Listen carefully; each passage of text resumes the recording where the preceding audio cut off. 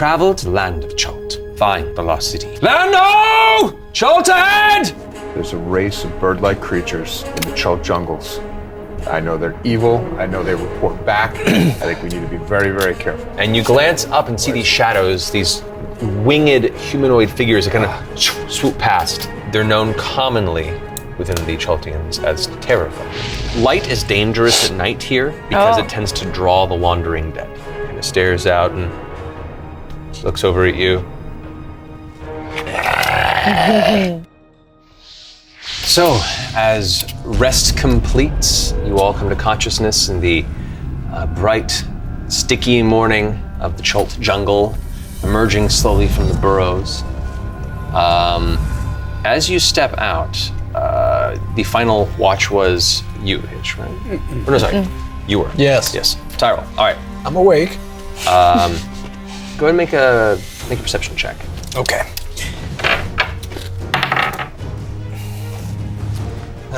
Where's my? I think it's just 16. This kid's rolling it crazy today.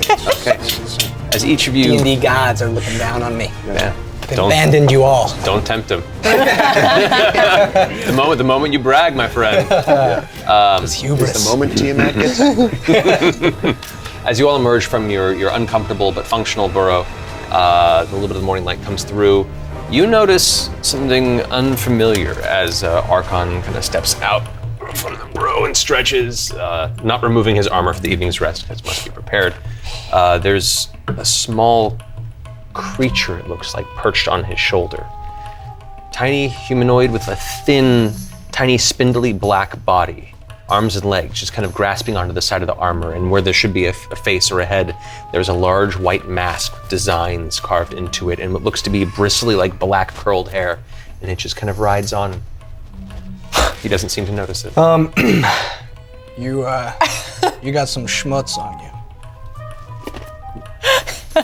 That'll do. You glance over the other shoulder, and it's resting on your right shoulder, and you see this tiny creature kind of resting there, and its head just kind of makes a strange clicking noise as its head turns curiously towards you. I would like to use Divine Sense. Okay, which allows you to sense. Sense good and evil, or a type of fiend, celestial, undead, and then in locations, desecration or consecration. Nothing shows up through your divine sense. Nothing. The creature just kind of stares at you with its head curiously cocked. The subtle clicking sound. Someone want to do an Arcana check, Is please? it a beast? If it's not divine or in that way, is it potentially a beast I can communicate with? Can I say, You can speak to it if you want to. hi, little guy. What's up? What you doing? It's still strangely staring at Archon. Their faces kind of locked towards facing each other, and it turns its head slowly towards you. You've imprinted on it. Is the clicking its way of communicating, you think? That's its language?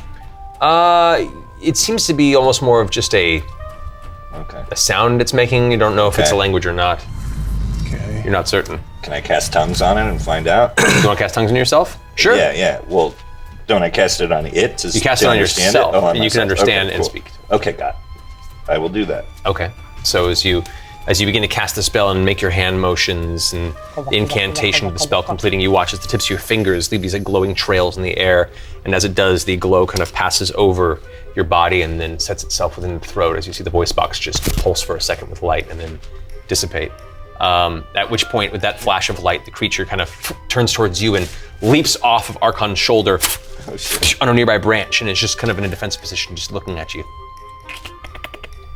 And the sound coming from it makes it towards your ears and just says, "Who?" We're friends. Why friends? Oh man. What do you mean, why friends? Why not friends? What's he saying to you, Calliope? The head kind of turns this way curiously again, and the hand gets a little less tense, and it's about maybe that That's tall right. in Nothing total. to be afraid of. It's kind of takes a step on the branch and leans down, its knees bending in this kind of crouched position as it leans forward, and its clicks come out once more. And the sound emanates towards you, and you hear, "You wander, you tear through. Do you come to destroy and burn? No. No, we're here for friends. We're not here to destroy or burn. Friends. Yeah, Calliope. Tell it we're here to save the forest. Yeah. we're here to save the forest. Nice. Make a persuasion check. Come on, charisma. Ooh, yeah.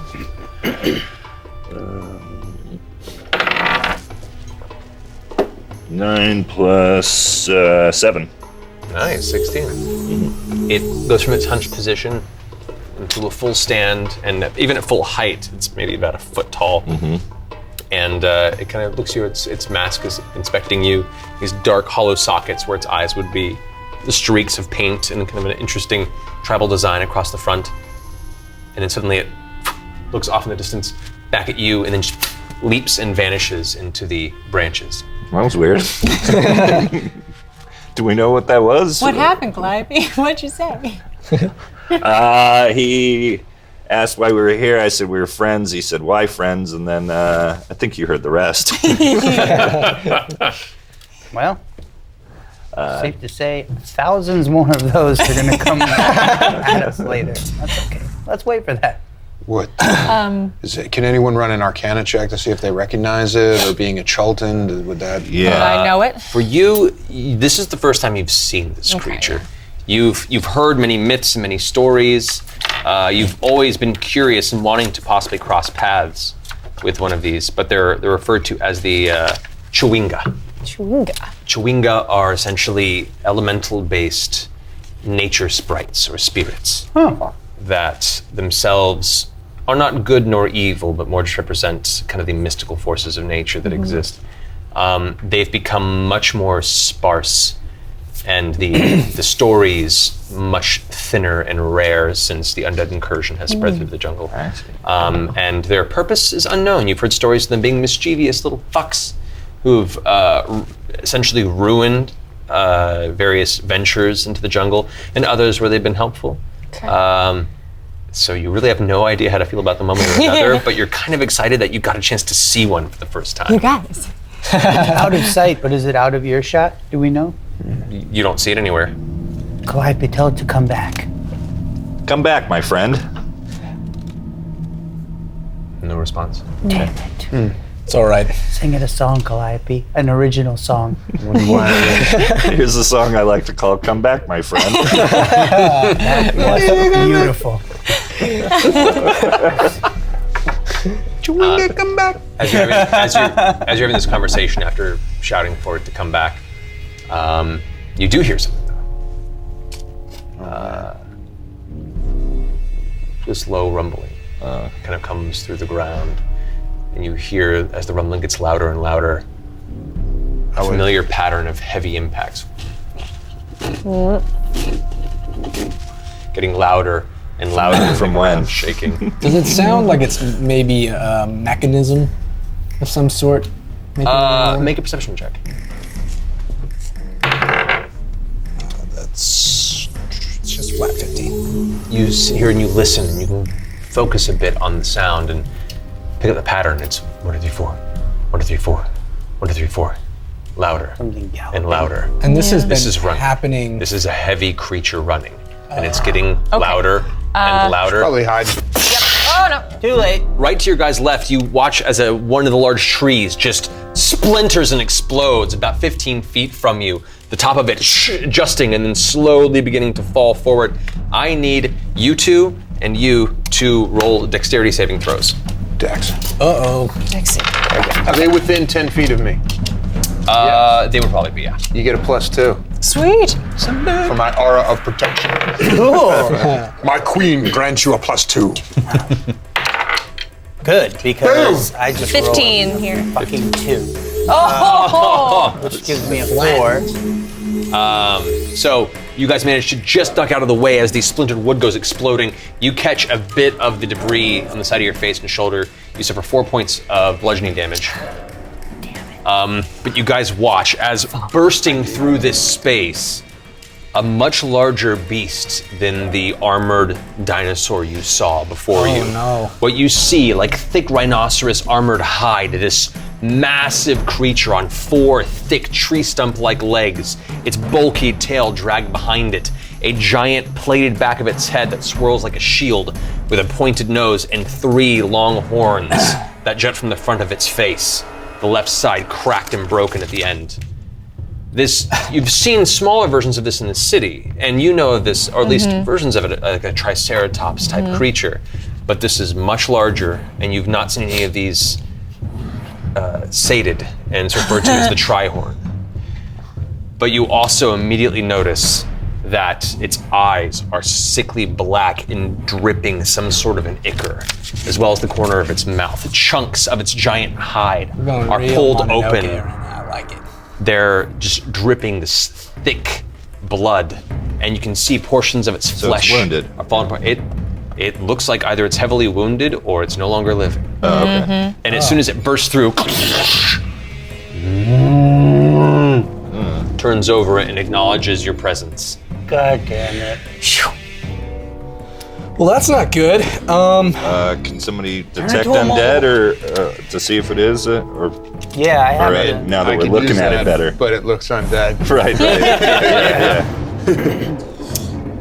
And with that, guys, we're gonna have to roll some initiative. Yeah, let's do it. Now, you guys were clustered up over on this end for the burrow while you were taking a nap. Which tree got knocked over? I'm like on my face. The tree that got knocked Ow. over would be this one here, which is now tumbled into the forest itself, or into the part of the river there. So you guys are right over on this end.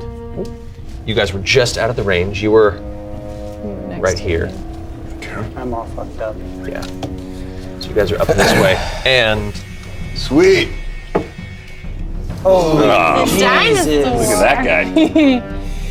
so now let's go ahead and roll initiative. Oh man, that thing right. looks It is on the north side of the scary. river. You guys are traveling this direction, and it just bursts through the tree line. Alrighty. Good, it'll feed my rage. So you watch as it turns and notice you guys, and its foot's grinding into the ground, We laughing at it. and it's getting ready for a charge. Hitch, you're up first. Yes. I know there aren't any on this diorama, but is there a tree above him at all? Is there a canopy I can get up into? There is a little bit of canopy. I mean, you have to climb up a tree, and the canopy doesn't really start till about 35, 40 feet up. Oh, that doesn't help me. Oh. Yeah. And the tree that was directly over it was the one that had just detonated in front of it Got and it. sent flying into the river. So, Hitch, what are you gonna do? Fuck. I'm just gonna let me handle this tree. okay. Is it far enough away to throw a dagger at? You can probably throw a dagger at it. Yeah, go for it. I'd like to throw some daggers. Go for it. 7 plus 7? No, what do I add it to? What do I add to this? Be plus 7, yeah. Yeah. So 14, that does hit. Go roll damage. Yes. Throw a dagger from behind the tree. 6 plus 4, 10. 10, all right. So it takes... Attack plus 7? What does that mean? Don't you have to roll a die That, for that's the hit. You have to roll a d4 with a dagger, and then add 4 damage. 3 7. plus 4, 7. 7 damage, okay. So you hit it, and it hits the hide and just scrapes off. It does a tiny scratch, but it's a hardy creature, even in its somewhat damaged-looking state. Oh boy. So that ends your turn. All right, now it's the Trihorn's turn. Oh shit. Can't you hide? Can you use the bonus action to hide? Is You your can, thief? Yeah, I can use my. Okay. Yeah. So go for Cunning it. action. Just looking out for you, man. I'm gonna use cunning action and get up into this tree. All right, you can't get up into the tree because it's a whole climb action. damn it, I'm gonna but you can hide get behind it. behind the and hide. So go ahead and roll stealth check to see if you can hide. 11 plus 10, 21. Yeah. Okay, yeah. It doesn't seem to be paying attention to you. It's more focused on the larger, heavier targets in front. You, me, baby. It immediately charges forward. 15, 20. Oh right no. into the two of you. It's going to do a gore attack right into you. I don't Alright. want it.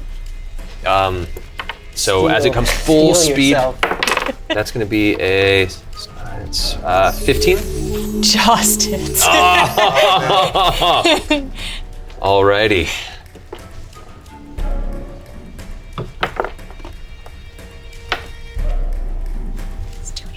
How many times did he roll that? These rolls are making me nervous.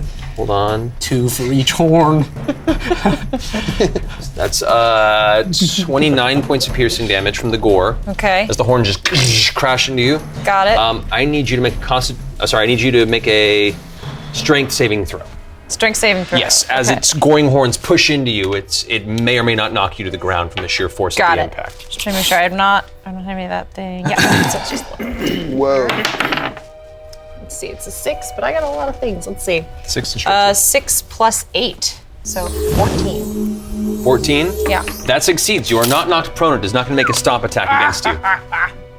So the horns jam into your chest. They push you back about 5 feet before the creature finally stops and swings with its horns. It would throw you off, but you manage to pull yourself off of the front of the spikes and toss it aside, catching yourself and getting your blade ready. That's going to end its turn. Tyrell, it's your turn. Okay, I'm going to turn around and go, ah! And then I'm going to run over to Archon and I'm going to cast Jump on Archon, which you touch a creature and the creature's jump distance is tripled until the spell ends. And that's for 1 minute. So I'm going to cast that on you. Hopefully you're going to just strike like the fucking sun down on this thing. And then, can I use a bonus action to reach into my tan bag of tricks and pull out a critter? Okay, yeah. Okay, so I got the chart here. So I'm going to use 1d8. My queen thanks you for the jumping ability. Well, I'm hoping that your queen pulls through here. That is, I pull a baboon out of my bag of tricks.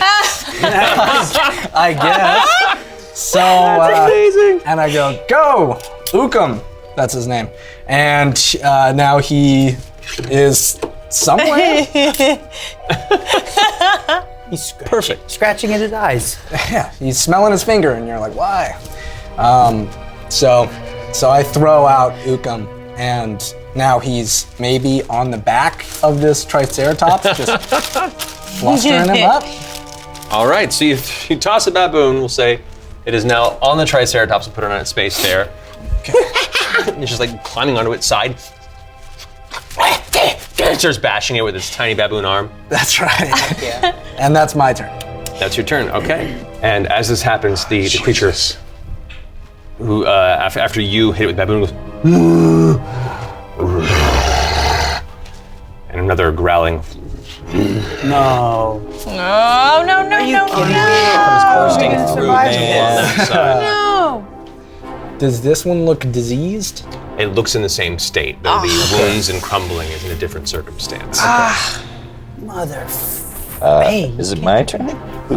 Now, not meeting. finishing that one comes rushing through, bursts there. That's the end of its turn. Now it is Archon's go, and then yours right afterward. Okay, cool. now the jumping, can I use that to jump in back of one of the creatures and strike it from behind? Like, would it give me advantage in any way? It wouldn't give you advantage unless it was possibly flanking somebody else directly. Well, if it's going after Jamila, could I mean, is there a way to use the jump to like boom and then hit it? If It's concentrating possible. It's possible. on- is that If you jump straight up and land on top of it, that's advantage. is there any sort of advantage that I can get from this jump? Depends on how you want to try it. Okay. All right then. Explain to me what you're trying to do, and I'll let you know. I'm gonna try to flank it from behind while it's concentrating on striking her or stomping her. So basically, it would be like a crazy jump. Okay, make an athletics check. Okay. There you go. As you get down in your tight plated armor and with all the strength invested by your leg muscles and the druidic energy surging through your body. That's a 15. 15. You do manage to just crest over the body of it and land directly behind it. Oh man. Its tail. Barely. You do not trip and stumble. It does not catch you on the way and you land, but that is going to be your movement. That's my movement? Yeah. All right, fine. Then I'm going to strike. Go for it.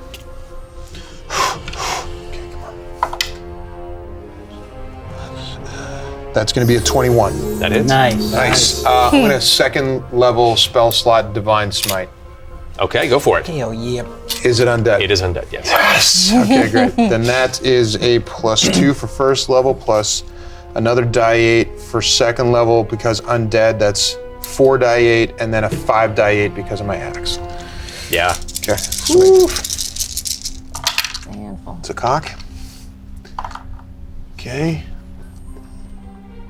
32. 32 points Hell of radiant yeah. damage. As you leap over, before you land, you pull the axe out, and as you spin your body around, you use that momentum to drive the blade across the back of its hide and tail. And as you do, the blood that sprays out burns away from the radiant light that's now emanating from the edge of your blade. It's causing this like gross, thick steam just spraying out from the wound as you catch yourself on the ground and right your weapon.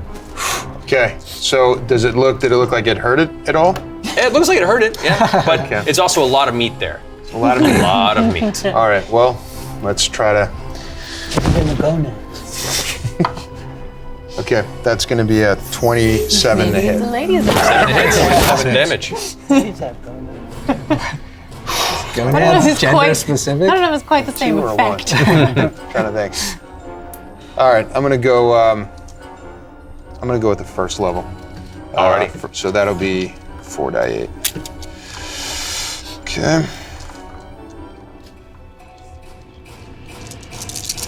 First level Divine Smite.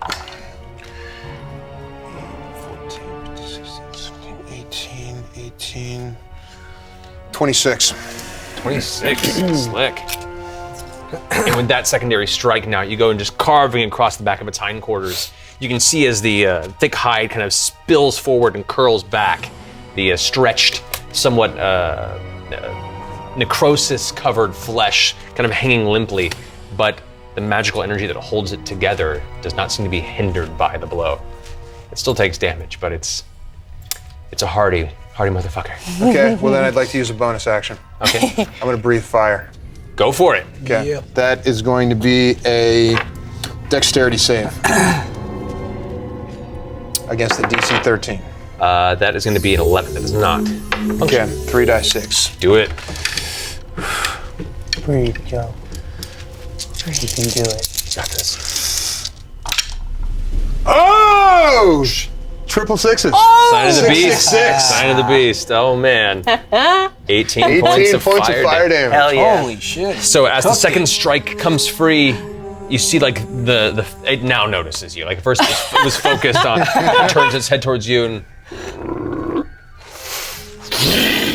you unleash just a torrent of deep orange, yellow, white flame right across its hide. As it burns, you can see a bunch of its open wounds kind of curl back as it begins to get charred and burned, and it gives out this horrible.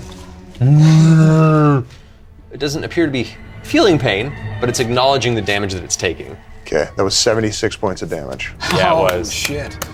And it's still That's a paladin. totally And it's fine. totally fine. All right, No. who's up? Now it's your go. All right, I'm right. Where am I? You're right there. Am I close enough to cast suggestion? It looks like it, right? Yeah. Yeah. Will I say, hey, you pathetic shit-horned fuck brain? Why don't you make yourself worthwhile and go kill your stupid fucking friend? Alrighty. Alrighty. So you cast the spell. You continue leave the incantation from your fingers. The glyphs and sigils of the magic. I want to seem play a appear. power chord on my on my lute before I say that. Okay. And as you do, it happens. The glyphs fade, and you get the sense the creature could not understand you. Well, you still have tongues on, don't you? What? Yes. You do still have tongues. Which is not concentration. It is 1 hour, so okay. We hold all on. understood you. And everyone at home understood you. Shit-horned fuck brain, anybody? That was pretty What is, beautiful. what is the DC of your spell DC? That's a t-shirt. I'm sorry. Yeah. Oh, my spell save DC or my yeah, spell? spell save DC. Plus 15. 15, okay. It's an 18. Fuck. So yeah, the creature seems to ignore the effect. It has no impact, and it's turned. While it kind of looms up at the edge of the water, the glyphs kind of sparkle and its eyes kind of blink, and then it focuses the horns in your direction. Do you want to stay where you are? I'll move. Okay, where you want to move? 30 feet away. Okay. So I'll get you out there. Okay.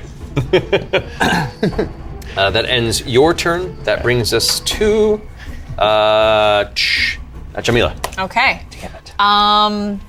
So you thought the steam coming off of his blade was impressive. If you could see the metaphorical steam coming out of my ears, it would blow you the fuck away. So I am going to rage and frenzy and recklessly attack. Yes. Awesome. Hold on, this is gonna take a couple minutes. Okay. So reckless attack, I have advantage on the first melee. So a 12 plus 7, so 19. That hits. All right. That first one. So then let's just do this one at a time. So my damage on that's going to be 10 plus 8. So 18 damage on that 18 first points of hit. damage. Nice. Number 2. I get 3 attacks with my frenzy. So number you do. 2. Here we go. Oh, I flub it.